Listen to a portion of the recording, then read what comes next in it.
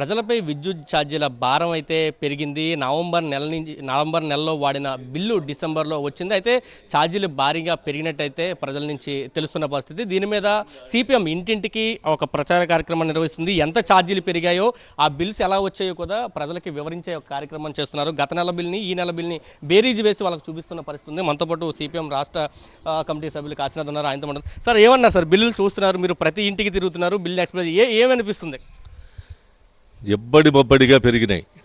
ఈ రకమైనటువంటి పద్ధతుల్లో సర్దుబాటు ఛార్జీలు అని చెప్పనేటువంటి పేరుతో, ట్రూ అప్ ఛార్జీలు అని చెప్పనే పేరుతో ఈ బిల్లులు పెంచడం అని చెప్పనేది బహుశా 500 నుండి 700 దాకా ప్రతి బిల్లు కూడా పెరిగి చూపిస్తూ ఉంది.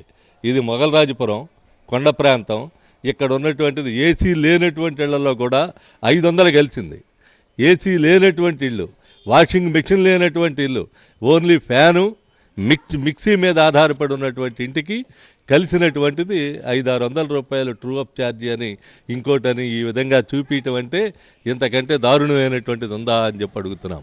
అందుకని గత ప్రభుత్వం చేసిన దాన్ని వెలికి తీస్తాను, బయటికి తీస్తానని చెప్పినటువంటి చంద్రబాబు నాయుడు అంతకంటే మరిన్ని ఎక్కువగా 17,000 కోట్లు ఇప్పుడు పెంచేటువంటి దానికి పూనుకొని ఆ 17,000 కోట్లు స్మార్ట్ మీటర్లతో కలిపి వసూలు చేసేటువంటి దానికి సిద్ధపడుతున్నటువంటి పరిస్థితి చూస్తే 13,000 స్మార్ట్ మీటర్కి వసూలు చేస్తావు, అందులో నెలకి ఎంత అని చెప్పని వసూలు చేస్తావు. దీంట్లో ఏంటి నీకున్నటువంటి ఇంట్రెస్ట్ ఏంటని అడుగుతున్నావు. ఒకటే ఇంట్రెస్ట్, మోడీ అంటే అదానీ అంటే ఉచ్చబోతున్నటువంటి పరిస్థితి కనపడతా ఉంది ఈ కూటమి ప్రభుత్వానికి. ఉచ్చబోయటమే కాదు, అదానీ పేరు చెప్తే వణుకుతున్నటువంటి పరిస్థితి కనపడతా ఉంది.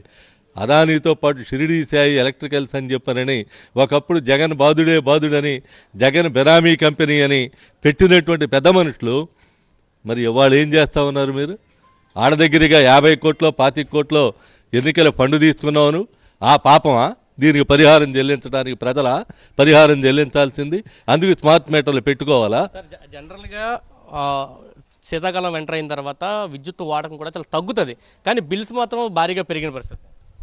మామూలుగా వింటర్లో ఏసీలు కానీ ఫ్యాన్లు కానీ బంద్ చేసుకుని పడుకోవాల్సిన పరిస్థితి ఒక వారం 10 రోజులుగా కనబడతా ఉంది. ఇదే పరిస్థితి ఇక ముందు ఉంటుందని గ్యారంటీ లేదు. నిన్నటి నుంచి మళ్ళీ వెదర్ మార్పు వచ్చింది.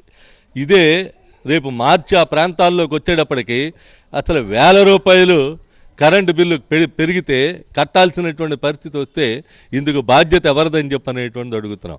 ఎప్పుడో 21, 22లో కాల్చిన దానికి ఇప్పుడు నువ్వు ట్రూ అప్ అని, సర్దుబాటు అని, ఎఫ్ఎఫ్పిసి అని చెప్పనేటువంటి పేరుతో ఈ రకమైన పద్ధతుల్లో 1000 రూపాయలు జనం దగ్గర నుండి వసూలు చేయడానికి నువ్వు ఎన్నికల వాగ్దానం ఏమైందా చంద్రబాబు నాయుడు? సిగ్గేయడంలా మీకు? ఎందుకు చేస్తూ ఉన్నారు ప్రజల మీద భారం ఇట్లా? అందుకని ప్రజలు ఇది నవంబర్ నెల బిల్లు మనం చూసుకుంటే 459 రూపాయలు కాలింది.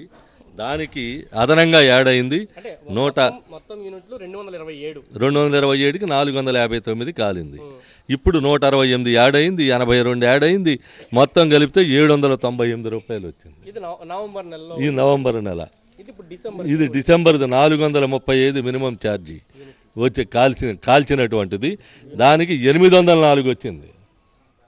అంటే ఇక్కడ యూనిట్ తక్కువ ఉంది. ఉంటే 168, 34, 52 రూపాయలు కలిపి 804 రూపాయలు ఇప్పుడు కరెంటు బిల్లు వచ్చింది. అంటే దానికి దీనికి ఎంత తేడా? అంటే మినిమం 500 నుండి 600 దాకా పెరగడమే తప్ప ఈ రోడ్లో, ఏ రోడ్డు ఇది, అట్లూరి పరమాత్మ వీధిలో బిల్లు పెరగడమే తప్ప తరిగింది కనపట్లే, ఎక్కడ తక్కువ వచ్చింది లేదు. ఇది ఇప్పటికైనా ప్రభుత్వం పునరాలోచన చేయాలి. నువ్వు మోడీకి భయపడో, అదానీకి భయపడో నీ పరిపాలన సాగించొద్దు. గతంలో ఇచ్చినటువంటి వాగ్దానం ఏదైతే ఉందో దాన్ని నెరవేర్చుకునే దానికి ప్రయత్నం చేయి. లేకపోతే మరో బషీర్బాగ్ ఉద్యమం ఆంధ్రదేశంలో ఏర్పడద్ది, వస్తుంది. మళ్ళీ 10 ఏళ్ళు కాదు, 1000 కోట్లకే 10 ఏళ్ళు అధికారానికి దూరంగా ఉన్నావు. రేపు 17,000 కోట్లు పెంచితే ఎన్నేళ్ళు అధికారానికి నువ్వు దూరంగా ఉండాల్సి వస్తుందని చెప్పి ఆలోచించుకో చంద్రబాబు నాయుడు అని చెప్పి ఈ సందర్భంగా తెలియజేస్తావు.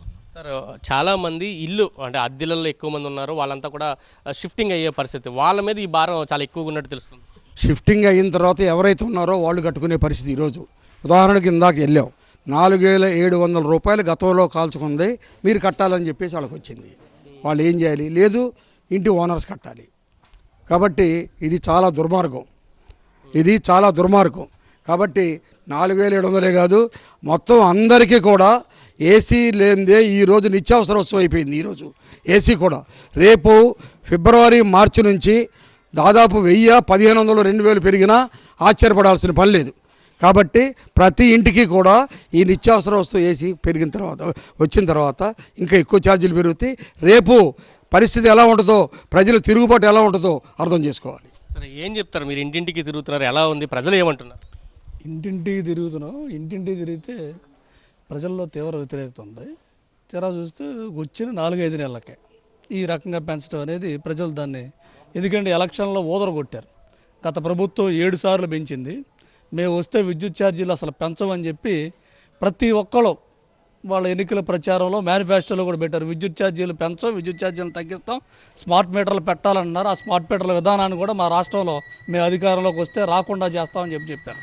కానీ వచ్చిన 5 నెలలకే విద్యుత్ ఛార్జీలు, ట్రూ అప్ ఛార్జీలు, మళ్ళీ సర్దుబాటు ఛార్జీలు 22 నవంబర్ దగ్గర నుంచి మళ్ళీ స్టార్ట్ చేసి మళ్ళీ పెంచుకుంటూ వస్తున్నారు. తీరా చూస్తే అసలు కన్నా కొసరు ఎక్కువైపోయింది. 26 నెలల తాలూకా ట్రూ అప్ ఛార్జ్ వచ్చి 26 నెల, ఎఫ్పిపిసిఐ ఛార్జెస్ 2022 నుంచి 2024 వరకు అవి ఒక 2 అడిషనల్గా, మళ్ళీ ఇది ఈ సంవత్సరం వేసినటువంటి 6072 కోట్ల రూపాయల తాలూకా మొత్తం కలిపి 350, దాదాపు 350 నుంచి 400 రూపాయలు సగటున ఎక్కువ వస్తూ ఉంది.